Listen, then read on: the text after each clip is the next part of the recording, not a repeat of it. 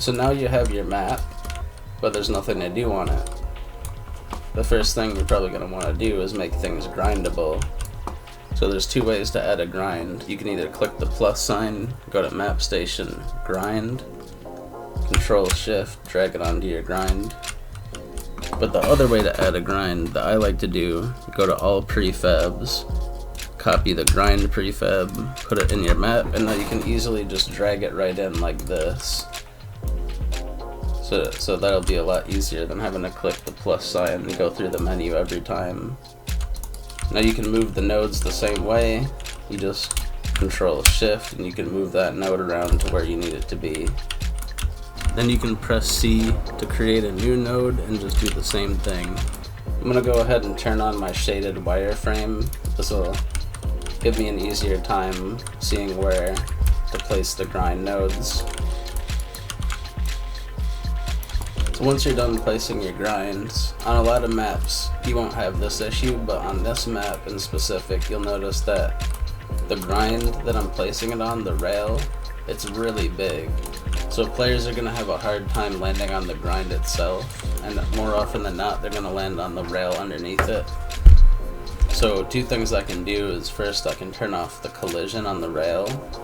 The second thing I can do, which is more important, click on the grind and you can turn up the trigger radius. This will make the players snap to the rail way more easily. So let's test out our grind. You can press F5 or you can go up to here and click build current map. Now you can go right back in game and press F5 again. So you see how easy it was for me to snap to that grind.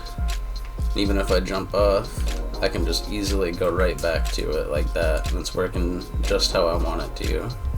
So one thing I'm noticing already, when I'm going in the loop-de-loop, watch what happens. I am not oriented the right way in the loop-de-loop. So here's how to fix that. If you see these little white lines that are pointing up, that is what tells the game which direction you should be facing. So you can start to adjust these as the rail starts to curve vertically. You want these little white lines to be matching so the game knows where to point your character. So like the ones up here that are upside down, you can do this and make them upside down.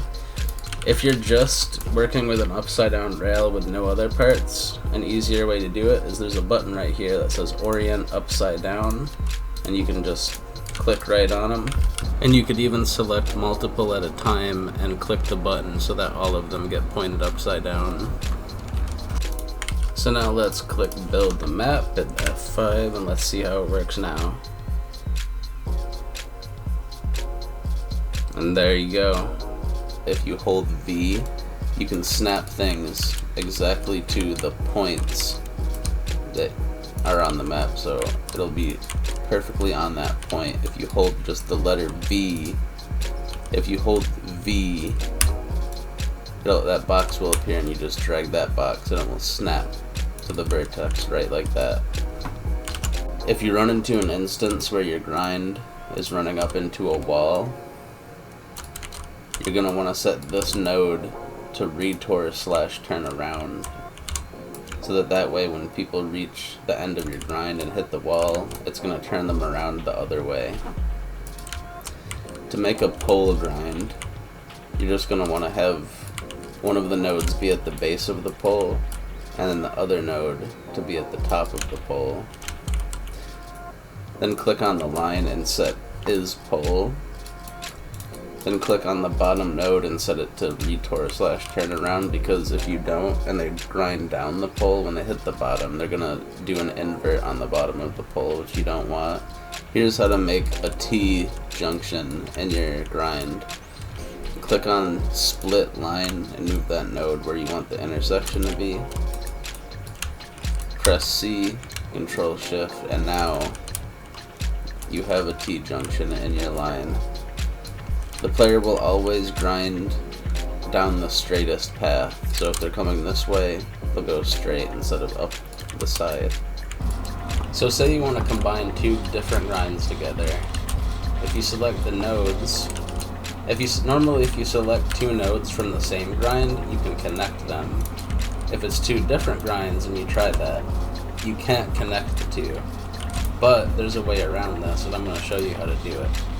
So in one of the grinds, preferably the one with less in it, you just select all the nodes, and you see where it says path reference grind path. You're going to take the other grind path from the other grind you want to connect it to, drag that into the path reference, and then do the same for the lines. Grind path, grind reference. Now you just take the nodes, drag them into the other one's node, take the lines, drag it into the other one's lines, and then delete your original. And now you can connect the two different grinds, and they're essentially now just one grind. So that will save you a whole lot of work of having to like delete one and having to do the whole thing again. You can just connect them like that.